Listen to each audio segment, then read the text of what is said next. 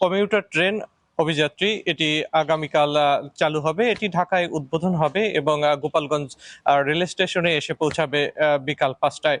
আপনাকে বলে রাখতে চাই যে গোপালগঞ্জে 2018 সালে রেল লাইন স্থাপন করা হয় এবং সে সময় এই গোপালগঞ্জ থেকে এই যে রেল স্টেশনটি দেখছেন এখান থেকে রাজশাহী পর্যন্ত রেল চলাচল শুরু হয়। তার পরবর্তীতে সেই রেল চলাচলটি বেশ দীর্ঘ সময় ধরে অব্যাহত থাকে। বর্তমান পর্যন্ত সেই রেলটি চলছে। এর পরবর্তীতে গোপালগঞ্জবাসীর যে দীর্ঘ সময়ের দাবি ছিল যে এখান থেকে অর্থাৎ গোপালগঞ্জ থেকে ঢাকা পর্যন্ত রেল চলাচল করুক বা রেল চলাচলের যে সংযোগ স্থাপন এবং রেলের যে দাবি ছিল সেটি কিন্তু তার দীর্ঘ সময়ে পরেও হলেও কিন্তু পূরণ হচ্ছে। তবে এর আগেই কিন্তু গোপালগঞ্জবাসীর প্রত্যাশা ছিল যে অন্ততপক্ষে 2022 সালের মধ্যে ঢাকা থেকে গোপালগঞ্জ পর্যন্ত যে রেল চলাচল সেটি চালু হবে।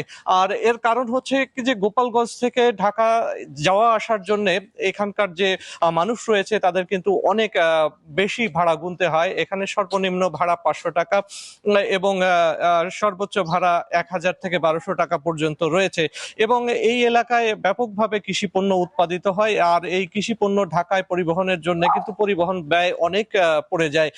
সে কারণে কিন্তু গোপালগঞ্জের মানুষের যদি এই রেল চলাচলটা আগে থেকেই চালু হতো তাদের মানে পরিবহন ব্যয়টা অনেক কমে যেত। এখন যেহেতু আগামীকাল এই কমিউটার চালু হচ্ছে, গোপালগঞ্জবাসীর দাবি যে এই কমিউটারের সঙ্গে অন্তত পক্ষে একটি অথবা দুইটি ট্রেন যেগুলো মালামাল পরিবহনের জন্য যুক্ত থাকবে। আর সেটা যুক্ত হলে তারা তাদের যে ব্যবসা কৃষি পণ্য তারা ঢাকায় নিয়ে গিয়ে বেশি দামে বিক্রি করতে পারবে এবং কৃষকরা অর্থনৈতিকভাবে লাভবান হবে এবং সাধারণ মানুষ তাদের ঢাকায় যাওয়া আসার যে খরচ সেখান থেকে তারা রেহাই পাবে এবং আমরা জেনেছি ইতোমধ্যেই যে গোপালগঞ্জ থেকে ঢাকায় যেতে বা ঢাকা থেকে গোপালগঞ্জ আসতে ভাড়া নির্ধারণ করা হয়েছে মাত্র 145 টাকা। এই 145 টাকায় আসলে তাদের অনেক সাশ্রয়ী হবে।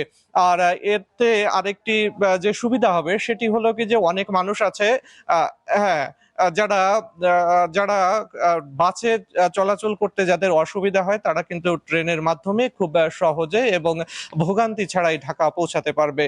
মিতু, এ পর্যন্ত এই গোপালগঞ্জ থেকে।